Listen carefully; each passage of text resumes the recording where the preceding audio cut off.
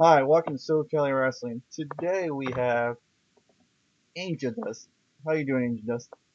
Good, and yourself? I'm doing great. Been a busy day, but I love having to be a busy day. So, how? Well, as I can tell, Angel Dust, you've been, I don't want to say the underrated wrestler, but you've been wrestling for almost what, a decade now, I believe. Yeah, just yesterday I hit my 10-year mark for my first match. So yeah, 10 years now officially. Oh, sweet, I was dead on. Yep, you were. But I know if that's a good term to use, like underrated wrestler. Like I know you've been wrestling with big names like Cell Del Rey, Nikki Storm, with I know you wrestle with, but I know you tag team with Beta Scott from ROH. But you have like big name list that you wrestle or tag team with, and but why is it Indie just not like a big name, in the indie wrestling scene? Even though you've been Yeah. marking for 10 years, a decade worth. What do you think is we believe why is your name like not big out there like the Salvador Reyes, Mercedes Martinez, with Bisto, Mischief, Shooter Melissa. What do you think about that? It's the thing. Like, I'm not like upset or bitter about that. Like, I've been in the ring with so many talented girls. Jessica Havoc, like you said. I've actually been tagging and against Veda Scott. I've been in the ring with Sarah Del Rey, like you mentioned, Portia Perez. It's just the list goes on and on. And I've been in the ring with so many guys as well that it's just guys who you get to know and hear about over the years. And I mean, I honestly don't know why I'm not getting quite the notoriety that everybody else has gotten. Maybe these one-off shows against these girls, one match against Sarah Del Rey, my feuds with Jessica Havoc were so many years ago that it was still in my times when I was still just coming up and trying to get to know myself and in and out of the ring. I think maybe I just took too long to get good enough and find a way to bring attention to myself. I'm always very standoffish, not necessarily in a bad way, just very quiet and to myself. That maybe even fans and promoters notice that as well, to where I'm not quite putting myself out there in front for everybody else. And I feel like I'm trying to do that a little bit more now, and I think it's starting to show a little bit. What do you think it would be like a lack of social media, is not being surrounded with fans, or the character, the wrestling ability, or like you already there's like another blonde girl who's lean and fit. It's like okay, we already have one of those in the indie scene. But what do you kind of believe? Is that kind of happen to you, or it's like still it's questionable to you? I don't think like to have the same similar look or anything to certain girls necessarily is what brings the attention or doesn't. Like I said, I guess maybe not being put onto those larger scale shows. Not necessarily just because I've worked with these girls who have the name doesn't mean I was at the right promotion to go ahead and promote that just as equally as well. So it's not necessarily about how you look or how you don't look or who you look too similar to. It's a matter of how you stand out while being similar, if that makes sense. And then you kind of mentioned about promotion. You're from the Ohio State. You're the Ohio girl. So that means you have wrestled with a company over there called AIW, Absolute Intense Wrestling. Absolutely. And was that your? Well, I was gonna say, was that your first promotion in Ohio that kind of made you stand out a little bit, or it's like that wasn't the actual promotion? Um, yeah, I'd say so. When I first started around, there was a handful of girls through Ohio. Myself, Sassy Steph, Jessica Havoc, Nevea. Just a small handful of girls, but we were also separated from each other. That even though we were all Ohio girls, we weren't always on the same shows and stuff together. So come Northeast Ohio, where I'm from, AIW was kind of was kind of a second, third home. Like they kind of said, "Hey, we're looking for a girl. Here's the ideas we have." They brought in Haley Hatred. They were bringing in Jessica Havoc, and they wanted to do more with other girls. And here I was, just fresh out of training, just starting my first few matches, and they wanted to take advantage of bringing another girl in. And I won the IW Women's Championship many years ago when Girls Night Out was just first starting their first few shows before it's become up to here to 18 and 19. It was on 4, 5, 6. I was on the earlier ones. Defending the championship, again with Sarah Del Rey and Portia Perez and Jessica Havoc, and they really helped get me that opportunity to wrestle with those girls that had a name, that had notoriety, that could help me get better. And I think they had a lot to do with me getting more comfortable in the ring with these girls who, with big scale names, I would never necessarily get the chance to elsewhere, at least not until I became more experienced. So they definitely and even now still continue with Britt Baker and so many other girls, helping to see who wants the opportunity to learn and get better, and puts them in matches with girls who can help them while showcasing what both girls can do. So you wrestle in AAW. Also, you wrestle one of the famous women's promotion over at the Northeast, which is WSU. Can you tell us about your experience over at WSU? I've actually only been there very limited times. Recently it was myself and Veda Scott against Brittany Blake and Solo Darling.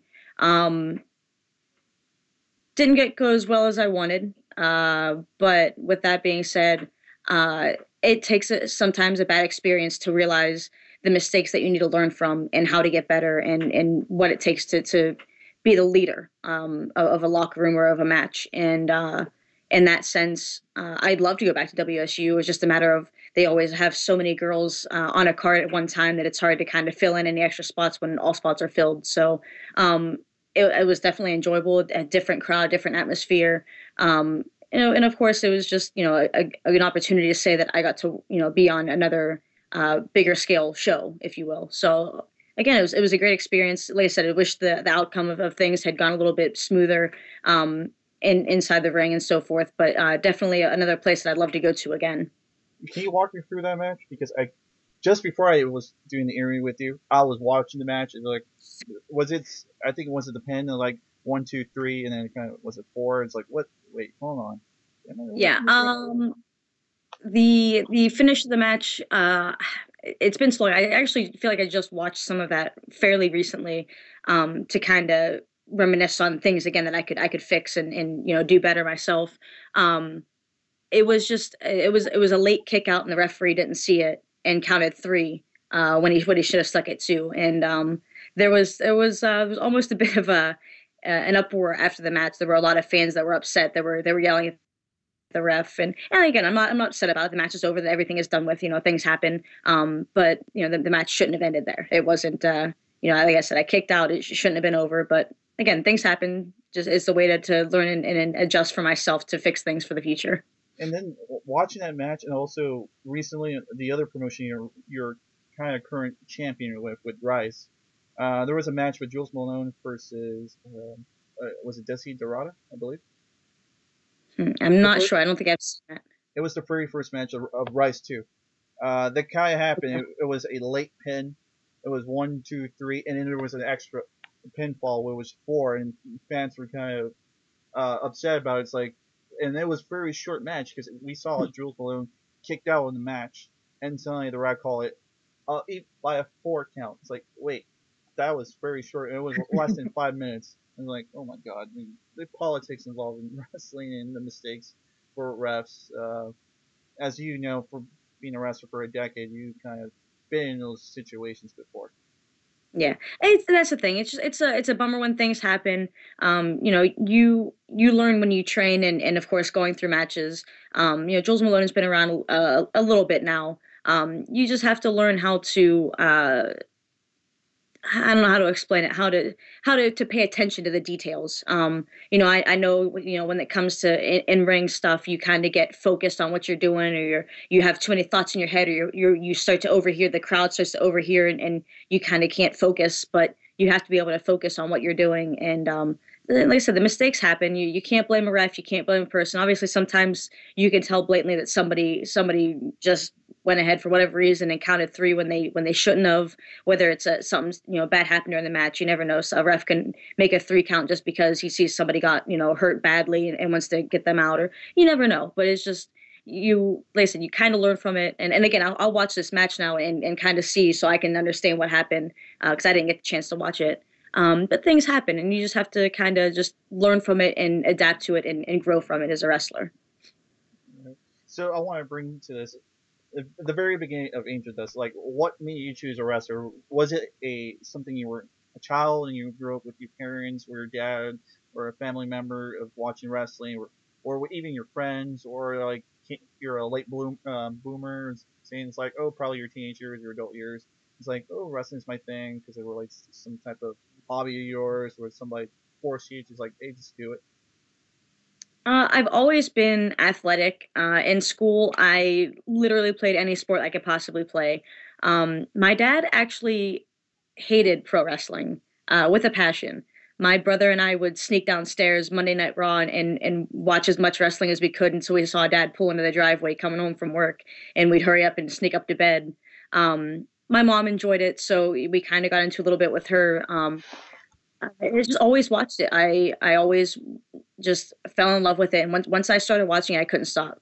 I actually just did another interview yesterday, and I explained like I just it's one of those things where I was so intrigued by it. I wanted anyway to find a way to do this in my future. I knew nothing about indie wrestling. I always watched WWE, WWF at the time, a little bit of WCW here and there, but I didn't know anything about indie wrestling. So when the time came, I was 17 in high school and I joined the military, still knowing that I wanted to wrestle. When I came home from basic training, I spent the rest of my summer, which was a very limited time, looking for training schools and figuring out how to go and train, to be a pro wrestler. And one night, my mom came out and said, "Hey, have you seen this promotion? There's this wrestling on TV." And it was super late. It was like midnight. It wasn't Raw. It wasn't SmackDown. I had no idea what it was. And here to find out, as I looked into things, it was a small promotion called Cleveland All Pro Wrestling in Cleveland, Ohio, run by JT Lightning. And I stayed up all night, watched the whole episode, and started watching all the episodes thereafter. At the end of the show, there was a little plug for his training school with his info and everything. So I reached out to them, found the next date, and one night after my weekend drill, I went in military uniform and stood and watched the rest of the show and waited after the show to find JT to ask him to train. And I guess the rest you could say is history. And here I am. Well, so why did you choose to go in the military, not from directly from high school and just transition to going to wrestling? But you kind of did high school. After graduating high school, you went to military to wrestling school. Yeah. Like I said, I knew nothing about wrestling. I knew nothing about how to get into it. I was a very quiet, tomboy, shy person in school. I'm still very quiet to myself. Still kind of tomboyish, quite a bit. But I always kept to myself. And one thing that always attracted my attention, besides sports, was the military. Um, Once I hit like 11th grade or so, I pretty much was set to my mind that I was gonna enlist and go from there. Like I said, it just kind of all fell together that after going through basic training, going through my military job training, that wrestling kind of fell in between. So it just kind of went from there. I did the military and in between started training and started wrestling. So and then once my contract was up, I just wanted to pursue wrestling. And then what type of branch of military did you join in? Was it the Navy, Coast Guard, the Army, Marines? Army Reserves. Okay. And then, and to you, when you were taking the wrestling school, I know you have the the wrestling 101 bumps, and then you're gonna do some couple multiple push-ups that could go over hundreds, thousands. And to you, just for again, for the military, based off your background in the military, to you that was like child's play. Like that's like a Uh, fun in the park. you would think that. Wrestling and ring conditioning is completely different than anything else. I just had this conversation with somebody a couple weeks ago. One of the best ways to be in ring conditioned is almost to be like a basketball player. A lot of stopping and going, running and going. But again, with the bumps and everything else, there's really no way to condition your body to be used to that. Yeah, of course, I did. hundreds of push-ups and thousands of sit-ups, and I could run at 2 miles as fast as anyone. But what the military training does isn't quite the same. Yeah, of course, I had some strength and stamina, but when it came to in-ring stuff, it was again a whole nother ball field. It was something I wasn't prepared for. Granted, with the military training, with high school sports and everything, it helped a ton. I was definitely in a better situation than what many did going into their first, couple weeks of training. But there was definitely no being prepared for it beforehand. Who? So where was your wrestling school at, and who were your trainers? Your wrestling trainer. Again, with Cleveland All Pro Wrestling, they no longer have a promotion. JT passed away of cancer a few years ago, but my head trainers were JT Lightning and Johnny Gargano. Oh, Johnny Gargano, huh? Well, A very young surprise. Johnny Gargano, yeah, yeah. Do you follow Johnny Gargano, his career in NXT? Of course, always do. Him and everybody else who I train with, I follow and pay attention to closely. And who else were your classmates or your colleagues back then when you were at the wrestling school? It's kind of hard to remember my first few weeks of training of who was in and out. There weren't too many newer students in with me, but most of my training consisted of Johnny, of course, Greg Iron, Matthew Justice, Ben Boone. Some others were in and out, but those were like the mainstays. Hobo Joe, if anybody remembers him, possibly. But there was a small handful of guys who were a very big mainstay and who helped a lot with my training, and who were still only a year or two in themselves when I first came along. Hmm. So is Johnny Gargano also a big influence in your wrestling career as well? Like I said, it was one of those things when I first started. He's roughly my age, he was still very young in the business at the time. He was still mastering his craft, so to speak. So while he had some influence, of course, you don't want to be the same as everybody, regardless of male, female, NXT, Indies, WWE, your status and where you are. You want to stand out. You want to be different. And Johnny is definitely that. He has stood out himself as many of those guys have. That's why they're there at NXT or WWE. You can't just walk in there and say, "Hey, I'm gonna be just like you," because you have to find a way to stand out. But he definitely was somebody who I could see even from day one of training. He was going to step up and step out and be one of the stars of the school. Uh, First, I actually met Johnny Gargano. I think it was I believe 2012, 2000, no, 2000. I don't remember the specific year. So I'd say several years. It was at the wrestling promotion here. It doesn't exist anymore. It was called Wrestling Care Association.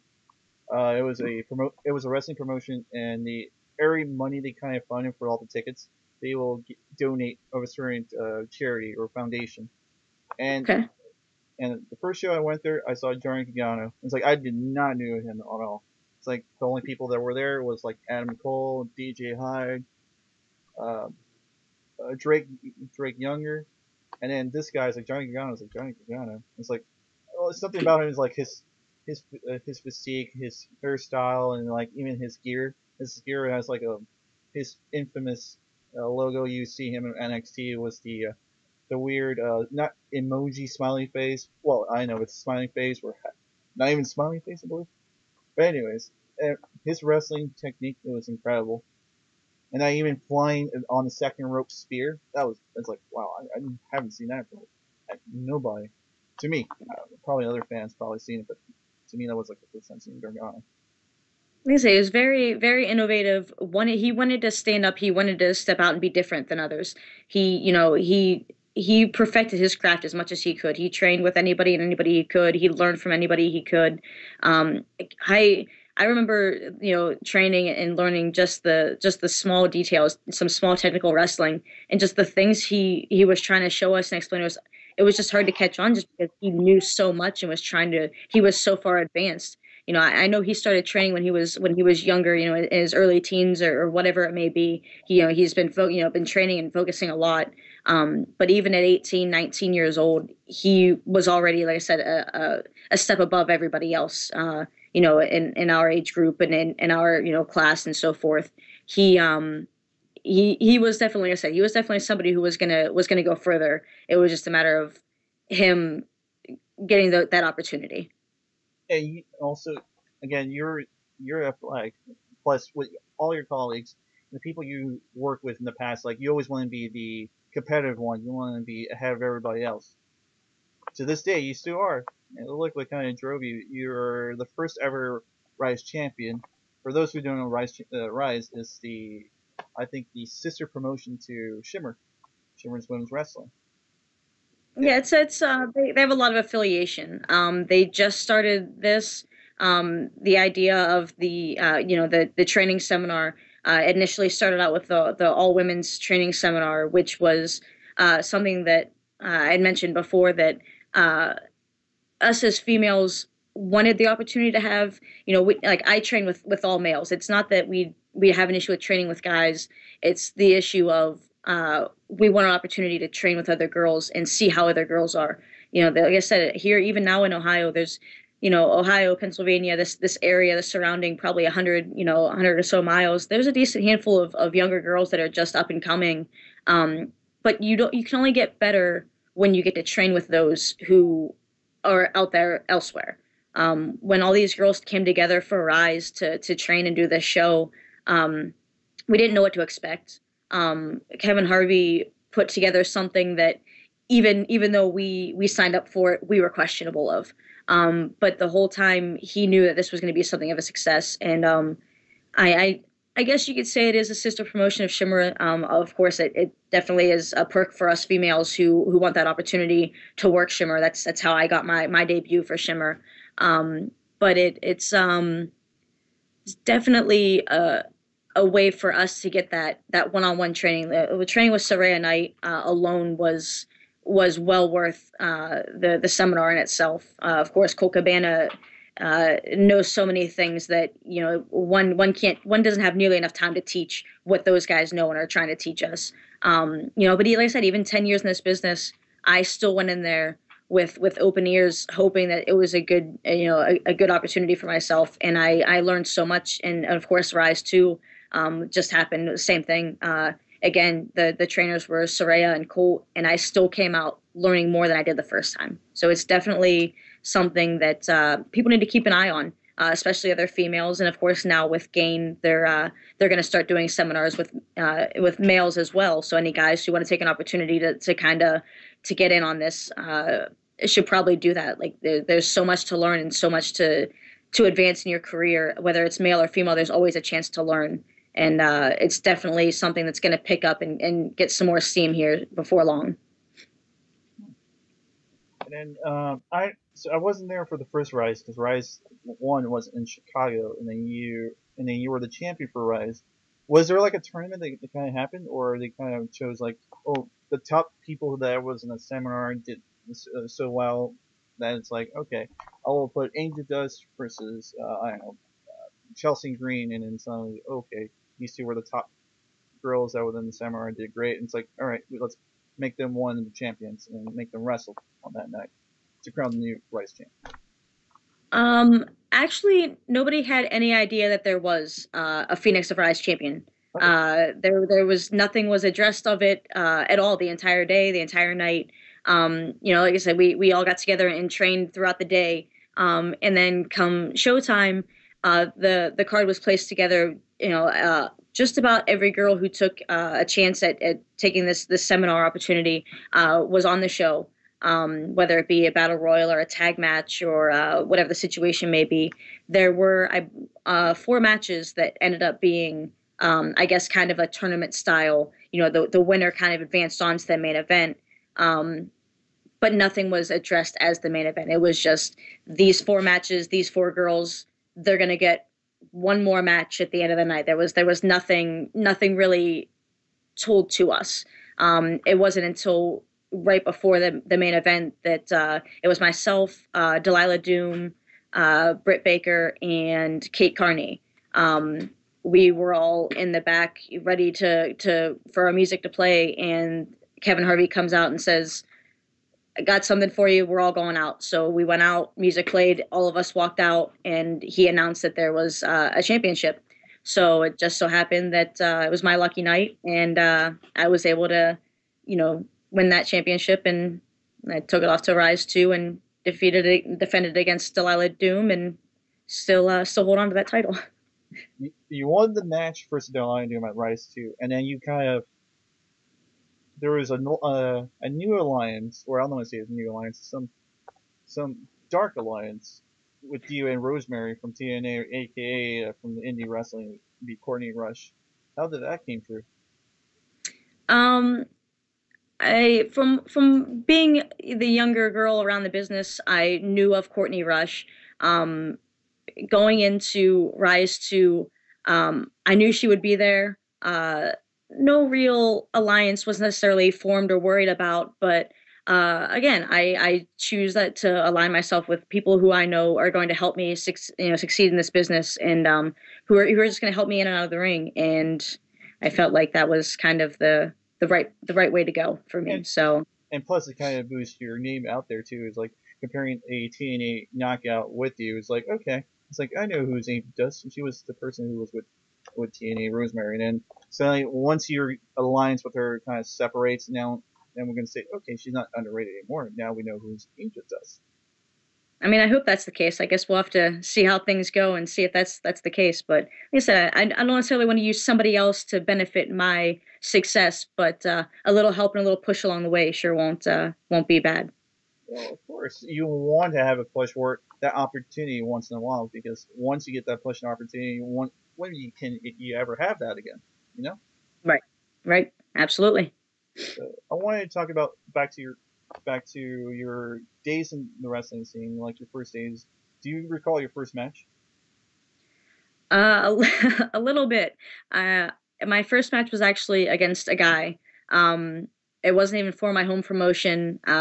Somebody came to me and said, "Hey, I think you're ready, and I want to have you for your first match." And my, JT, my trainer, said, "Okay." And I didn't have gear. I had some my training shoes, my knee pads. I'm pretty sure I had some old cross country shorts and like a t-shirt or a tank top for my first match. Definitely was not prepared for it at all. Um, I don't remember. I'd be afraid to watch it now. I'm sure it was pretty bad, and I don't want to see anything from that far back. Was it was that your first match within the wrestling school that doesn't exist anymore, or was that from? Well, again, no, that's not true. You said it was out of state. It's not in Ohio, right? Was it in Pennsylvania or what state was it? No, it was Ohio. It Okay. was just there was another promotion that ran in the same building that my training school ran out of. That they ran like a couple weeks separate from each other, like on a Sunday or something weird. And one of the guys that was part of that promotion was also in and out of training with us. And I guess he just saw that he wanted to put a girl on his show, and there was not very many others around, so he wanted to have me. So lucky me, I guess. And you weren't the only female at the wrestling school, correct? Or was there more? There was one other that I remember when I first started, but she didn't stick around very long. And then Lorelai Lee, who was training before, she was already having matches a couple years in when I started. She was coming in and out to train a little bit. By then, she was just about done with her career in wrestling. So pretty much was the only girl at that point. So your first wrestling match. What is your best match so far? And what is your best match and your worst match you ever had the past 10 years? Um, I don't know that I want to put people on a spot. I guess it's hard to say. I know that I've gotten better and more comfortable over the years. I'm still not where I want to be. I still, it's terrible to think that after 10 years, I'm still not succeeding where I want, but I sit back and watch some matches, and there's so many things that I know I should do and change and fix that would just look better and help me succeed more. Um, I definitely have enjoyed the couple matches I've had with Rise. I had a very, very good match at Shimmer with Leva Bates. That's definitely one of my top matches. Um, any match that I had, I think maybe 3 matches with Laura Lovelace before she got signed, and those were all of those were by far some of my favorite matches. It's not necessarily a particular match; it's just it's the right person in the right place. Like I said, Leva was a very great match for me. Heidi Lovelace was definitely someone I enjoyed every match and every encounter that I had with her. Um, I'd say I think some of my earlier stuff with Jessica Havoc, if I could change it and have those matches now, would be so much better. Um, as for bad matches, definitely the first few years, everything I'm sure was pretty bad. Yeah, I can't always say that I have good matches. When you get put in the ring with girls who are just having their first match, you can only have so much expectation. You want to have the best match possible, but sometimes the circumstances surrounding the match aren't quite there. Like I said, that match at WSU was one that I was not happy with.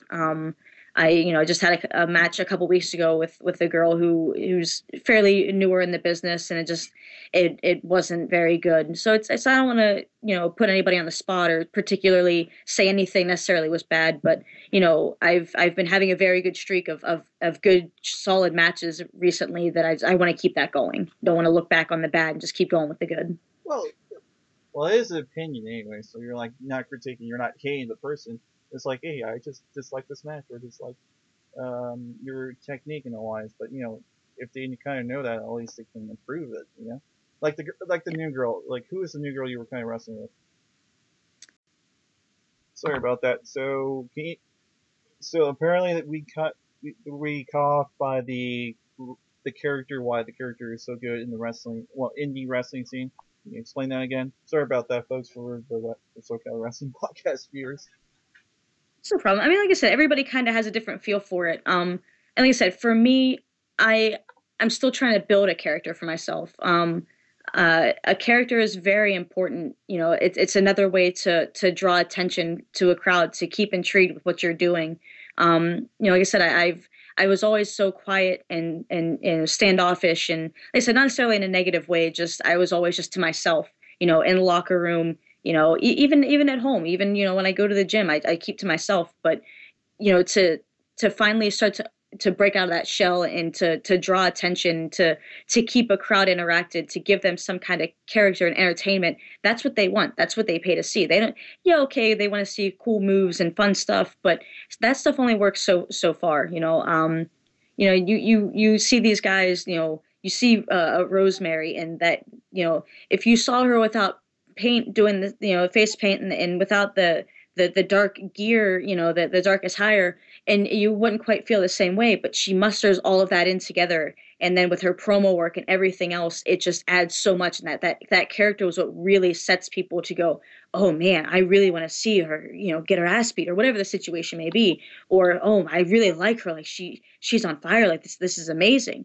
You have to give them something to keep intrigued with. They have to keep them coming back. Like I said, I want to make this a goal. My goal is to go overseas, to travel the world with wrestling. And like I said before, going like to Shimmer, I wanted to go in there and show them who I was, show them that I could hang with anybody. And wrestling Leva, who does fantastic character work. She basically does cosplay stuff, and it's amazing. Like I was entertained the entire match watching her in our match.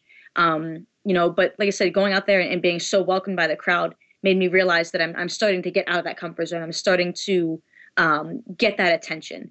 Like I said, going out to California, my first time out to California for Rise 2, and being able to engage that crowd as I did definitely helps me open my eyes to realize that there's more I can do to engage them and work on character wise, but there's so much more I could do to all together. I guess I could say. Like I said, I would love to be able to go overseas and for people to say, hey, I know you. I saw you in the States, and I love your work, and your character and your ring work is amazing. It's not just the moves and everything else. Like I said, if you can't keep somebody, entertained with what you're saying and doing, why are they going to sit and listen to you? It's the Mhm. same thing with wrestling. Just Well, because I punch somebody and kick somebody in the face doesn't mean that that's what they want to see. Sometimes they want to be engaged. They want to feel like they're personally invested in your matches, and that's what a lot of character work does. Is it really brings them to feel like they are part of your match and your life.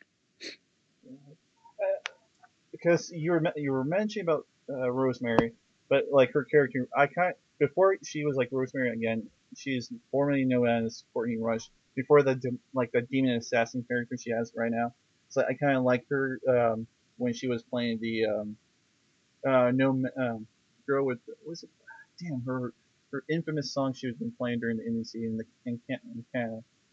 One of the best hit rock songs. But also it was her music and also how the way she kind of interpreted herself inside the ring. While the demon assassin's like, oh my god, I can relate to this person.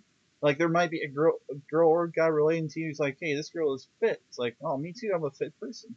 And also, it's like her. Like, oh, she likes yellow. I like yellow too. It's always like the little things about it. It's like, oh, is it the music, the gear, or your physique, or something, or they can relate to you. It's like, okay, she's a fitness girl. I'm a fitness girl. You're a military girl. There's people in the military. Yeah, absolutely. And that's the thing. Everybody has their own thing. Yeah, okay, I was in the military, but I don't need a military style character to engage the fans. I'm not saying I would be against it, but everybody has their comfort zone.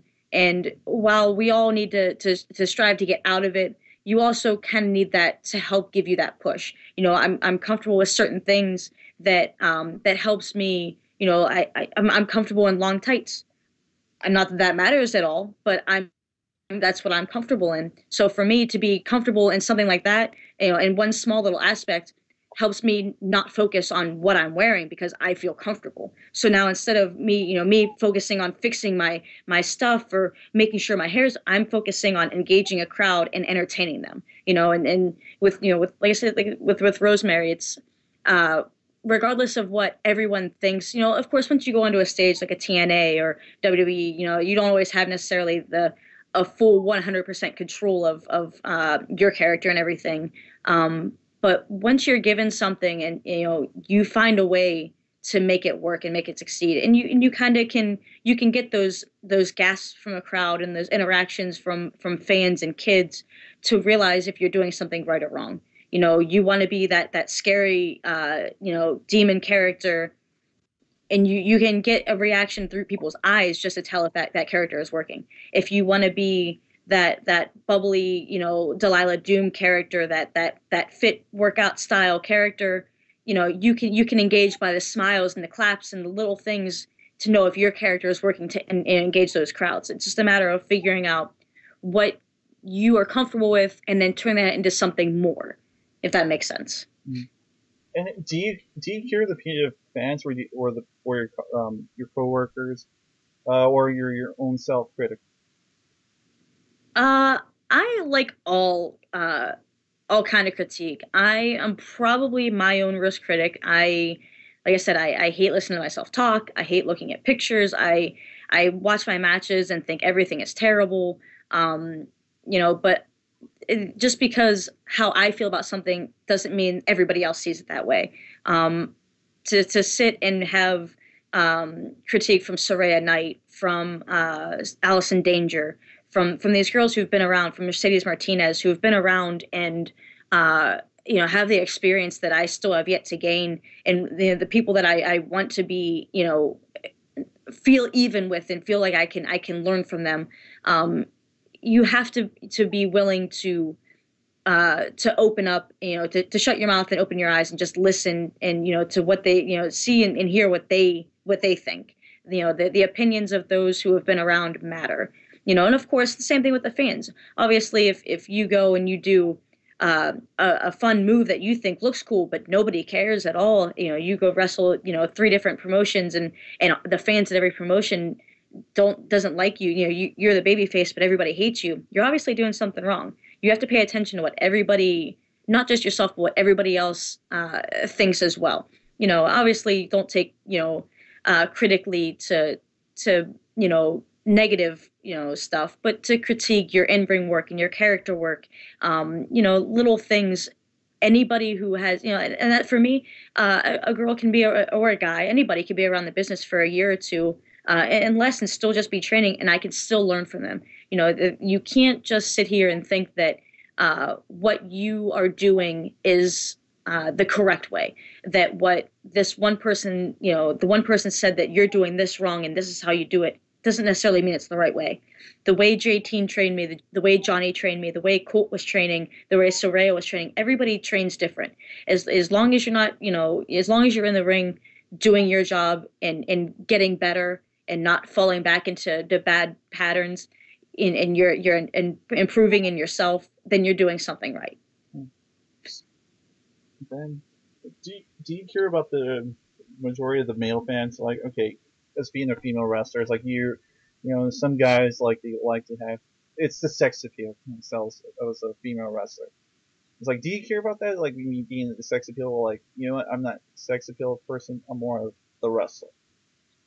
I am pretty sure anybody who watches me realizes that I'm definitely not about. I'm not. I don't care about my hair and my makeup. Of course, I do it just to look at at least my appearance wise look okay for everyone. But it's for me, it's not about being all dolled up to go out in front of a crowd. And I think that might be a little bit of what makes me stand out is that it's not overly a bunch of just making sure that all those guys and that back row all see me and like me. I want them to be entertained by what I do in the ring. That's what I got in this business for. I've always been an athlete, and for me to stand out, it's athletically, it's in the ring, And of course, like I said, like promo work and little things. But I can't say I don't want to, ignore the guys that want that in the back. But at the same time, that's not just what we're here for. And if at the end of the day they don't want to buy my picture because I don't have a pound of makeup on and my hair isn't crazy and curly and I'm not looking like I'm dolled out to go out on a Friday night, well, that's fine. But, I'm sure that everyone, there's other people elsewhere who do appreciate, what I go out looking like. They don't mind as much. All right. So I'm going to start wrapping up things, but I'm going to put the last question. What do you see yourself in 2017? Do you have goals for 2017? Or not even for that year, but also in the future? I have some immediate goals. I I keep lists quiet. I don't like to do the cliche. Oh, hey, Cody Rhodes put his list out of people he wants to wrestle, and this person has a list of promotions they want to wrestle. Last year, my goal was 5 new states and 5 new promotions, and I exceeded that well within the first half of the year. So I kind of gave up on that on a numbers thing. I do want to get overseas more. I've taken my time on getting a passport and so forth. So my first and foremost goal is international, whether it be Canada. I've had some inquiries about Mexico, possibly Japan. Working on little things. I'd love to be able to go overseas. Between that and just there's a bunch of girls who are really stepping up their game and standing out, whether they've been around a year, whether they've been around 10, 15 years, whatever the case may be. I want to get in the ring with the girls who have shown that they belong out. I wrestled at a Diana Perazzo not too long ago. I really wanted an opportunity to work with like Kimberly before she left, but there was no time once she got called up. But of course, again, I like I said, I'd love to get rematches against like a Jessica Havoc and a Sienna from TNA, Allison Kay. These girls who I've wrestled with over the last few years tremendously, but I feel like I've stepped up my game enough to where I feel like I can have better matches with them. I've never been in the ring with Lufisto. I'd love to work with her. Mercedes Martinez. As scary as it may be, I'd love to step in the ring with Soraya Knight. And then just getting out and being able to experience some of these larger shows and these larger crowds, and even the small stuff that I do sometimes around home is great too. It's just I want to be able to stand out and be recognized for what I do. So I guess my main goal is to put myself out there a little bit more and to get some more attention behind me. And like I said, and then of course go overseas and wrestle a few of the girls who I haven't had matches with before. So hopefully, again, with the Rise being the Rise champion, the one thing is like I can't stand the name, the Phoenix of the Rise champion, because to me that it feels like it's too long to say it. It's like, all right, just say one word for the title. I will say Rise champion. But with that, it kind of again, it's also an opportunity and a push for you to get matches like you can get.